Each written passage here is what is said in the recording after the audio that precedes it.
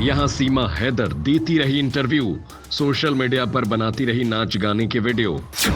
वहां पाकिस्तान में भारतीय शख्स को दे दी गई मौत तक जेल में रहने की सजा। एक अन्य कैदी ने प्रसन्नजीत के परिवार को दी उसके पाकिस्तान में होने की सूचना। पाकिस्तान जेल में टॉर्चर के कारण बिगड़ी प्रसन्नजीत की मानसिक हालत।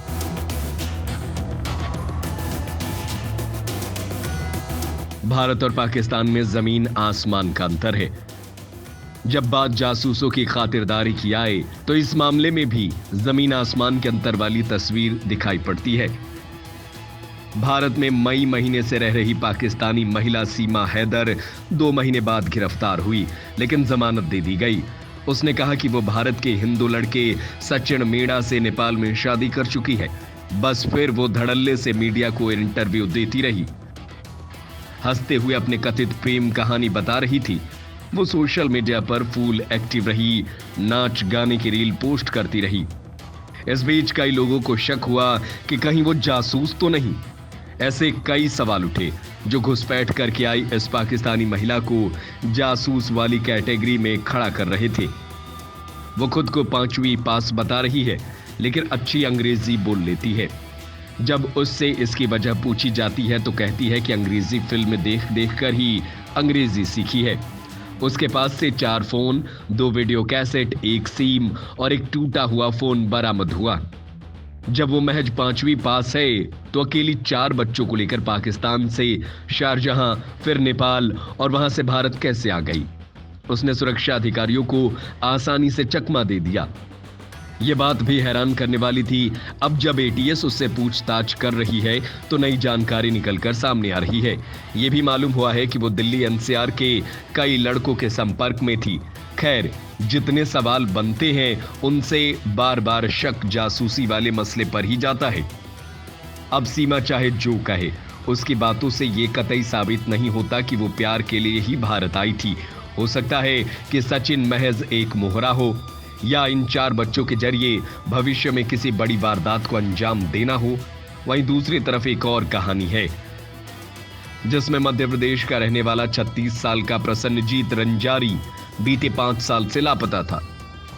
अब पता चला है कि वह लाहौर की कोट लखपत जेल के ब्लॉक 4 में बंद है। उसे यहां जासूसी के आरोप में रखा गया है। एक पूर्व भारतीय कैदी ने उसके परिवार को इसकी सूचना दी थी। उसने कहा कि वो अपने बेटे की तरह पाकिस्तानी जेल में उसकी देखभाल किया करता था। प्रसन्नजीत बालाघाट के खैरलांजी गांव का रहने वाला है, जो मध्य प्रदेश महाराष्ट्र की सीमा पर है। ये जगह राजधानी भोपाल से 470 किलोमीटर दूर है। वो मध्य प्रदेश के उन 8 ज्ञात लोगों में से है जो पाकिस्तान की जेल में बंद है, जिससे सुरक्षा एजेंसियां भी हैरत में है। सभी का इतिहास मानसिक बीमारी का है। प्रसन्नजीत के परिवार ने 5 साल पहले ही उसे मरा हुआ मान लिया था, लेकिन हाल ही में कुलदीप नाम के शख्स ने बताया कि प्रसन्नजीत जिंदा है और उसे मदद की जरूरत है। कुलदीप जम्मू कश्मीर के कठुआ के रहने वाले हैं।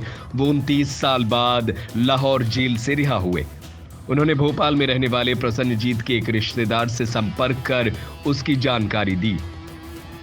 इस रिश्तेदार ने प्रसन्नजीत की छोटी बहन संगमित्रा खोबरागढ़ को मामले के बारे में बताया। अब वो अपने भाई को स्वदेश वापस लाने में कोई कसर नहीं छोड़ रही है। वो स्थानीय अधिकारियों से लेकर नेताओं तक के पास जाकर गुहार लगा रही है कि उनके भाई के मामले में हस्तक्षेप किया जाए। जिला मजिस्ट्रेट डॉक्टर गिरीश कुमार मिश्रा ने जरूरी मदद देने का आश्वासन दिया है। कुलदीप इस परिवार के संपर्क में है। वो भी पाकिस्तान में जासूसी के आरोप में जेल में रहे हैं। उन्होंने एक मीडिया आउटलेट को बताया कि वो दिन उन्हें आज भी याद है जब 2019 के अक्टूबर महीने में प्रसन्नजीत को उनकी जेल में लाया गया था। पाकिस्तानी रिकॉर्ड्स में उसे विक्रम आते का बेटा सुनील आते बताया गया था।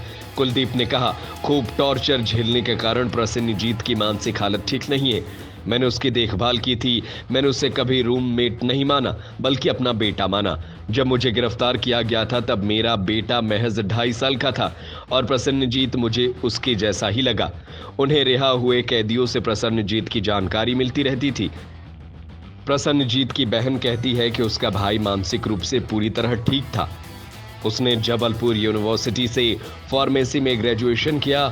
2015 तक स्टेट फार्मेसी काउंसिल में पंजीकृत भी था, लेकिन वो 2018 में लापता हो गया।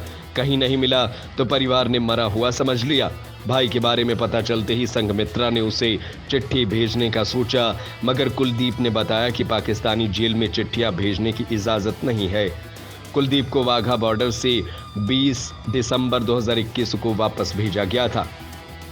इसमें भारतीय उच्चायोग ने काफी मदद की। कुलदीप का कहना है कि पाकिस्तानी सेना अगर किसी भी भारतीय को पकड़ ले तो वो उसके लिए जासूसी होता है, उसे टॉर्चर किया जाता है और जेल में डाल दिया जाता है। पाकिस्तान भारतीयों के साथ कैसा सलूक करता है, इसका एक और उदाहरण प्रहलाद सिंह है, जो मध्य प्रदेश के सागर जिले के रहने वाले हैं। उन्हें 30 साल तक जेल में रखा गया। उन्होंने गलती से सीमा पार कर ली थी। इतना टॉर्चर किया गया कि मानसिक हालत बिगड़ गई, वो बोल भी नहीं पाते। उनके भाई वीर ने उन्हें वापस लाने के लिए खूब लड़ाई लड़ी थी। वहीं बारीलाल एमपी के दमोह जिले के ऐसे छठे शख्स हैं जिनकी मानसिक हालत ठीक नहीं है। वो एक दिन अचानक गायब हो गए थे, बाद में पाकिस्तान में मिले। उनका परिवार लगातार उनकी तलाश कर रहा था। फिर नवंबर 2019 में स्थानीय पुलिस ने परिवार को बताया कि बारी पाकिस्तानी जेल में बंद है।